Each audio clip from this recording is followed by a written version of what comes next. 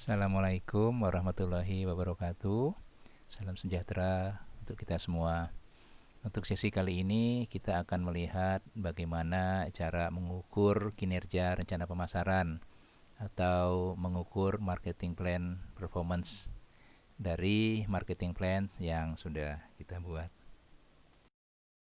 Pada dasarnya ada 4 alat ukur dari kinerja rencana pemasaran atau marketing plan performance tadi. Yang pertama adalah analisis penjualan, yang kedua analisis pangsa pasar, yang ketiga analisis biaya atas penjualan pemasaran, dan yang keempat analisis keuangan. Kita akan melihat satu persatu. Yang pertama analisis penjualan. Analisis penjualan terdiri dari pengukuran dan evaluasi penjualan sesungguhnya dalam kaitannya dengan sasaran. Ada 2 alat khusus yang digunakan dalam analisis penjualan ini. Yang pertama analisis selisih penjualan atau sales variance analysis. Yang kedua analisis mikro penjualan. Pertama analisis selisih penjualan. Analisis ini mengukur kontribusi relatif faktor-faktor yang berbeda terhadap kesenjangan kinerja penjualan. Yang kedua analisis mikro penjualan. Analisis ini mengamati produk tertentu, wilayah tertentu, dan seterusnya yang gagal menghasilkan apa yang diharapkan. Kedua adalah analisis pangsa pasar. Penjualan perusahaan tidak mengungkapkan seberapa baik kinerja perusahaan tersebut dibandingkan dengan pesaing. Untuk tujuan ini, maka manajemen perlu melacak pangsa pasarnya. Pada dasarnya, pangsa pasar bisa diukur dengan 3 cara. Pertama, keseluruhan pangsa pasar.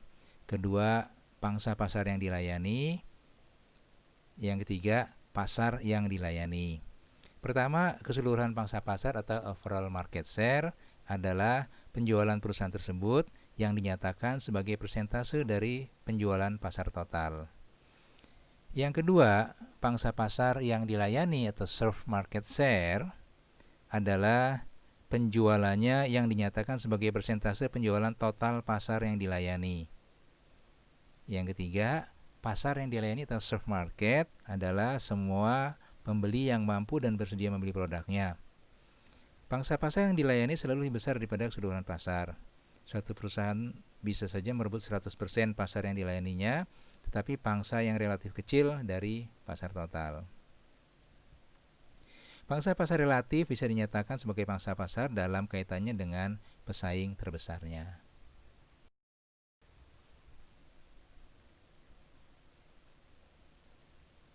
Ada beberapa hal yang kita bisa lihat dari analisis pangsa pasar berdasarkan kualifikasi tertentu. Pertama adalah asumsi bahwa kekuatan luar memengaruhi semua perusahaan dengan cara yang sama sering tidak benar. Kedua, asumsi bahwa kinerja perusahaan seharusnya dinilai terhadap kinerja rata-rata semua perusahaan tidak selalu sah atau benar juga. Jika perusahaan baru memasuki industri tersebut, pangsa pasar setiap perusahaan yang ada mungkin akan merosot. Kadang-kadang penurunan pangsa pasar sengaja direkayasa untuk meningkatkan laba. Pangsa pasar dapat berfluktuasi karena berbagai alasan yang sepele. Di bawah ada contoh cara yang berguna untuk menganalisis pergerakan pangsa pasar adalah dari sudut 4 komponen.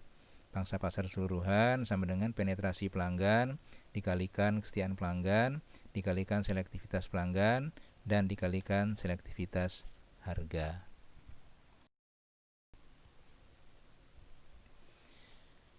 Marketing expense to sales analysis atau analisis biaya atas penjualan pemasaran.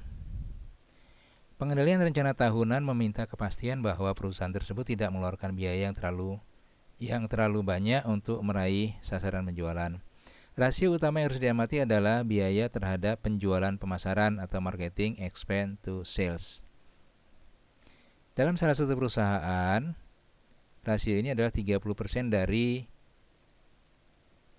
30% yang terdiri dari 5 rasio: biaya atas penjualan komponen, wiraniaga atas penjualan, iklan atas penjualan, promosi atas penjualan, dan riset atas penjualan, serta satu bagian administrasi atas penjualan.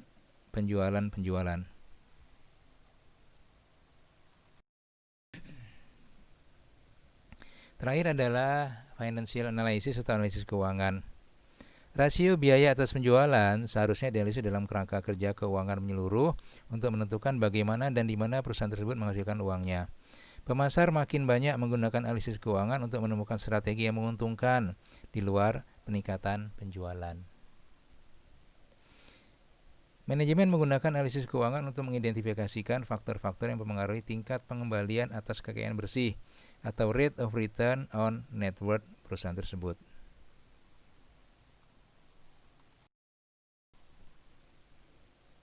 Terima kasih. Wassalamualaikum warahmatullahi wabarakatuh.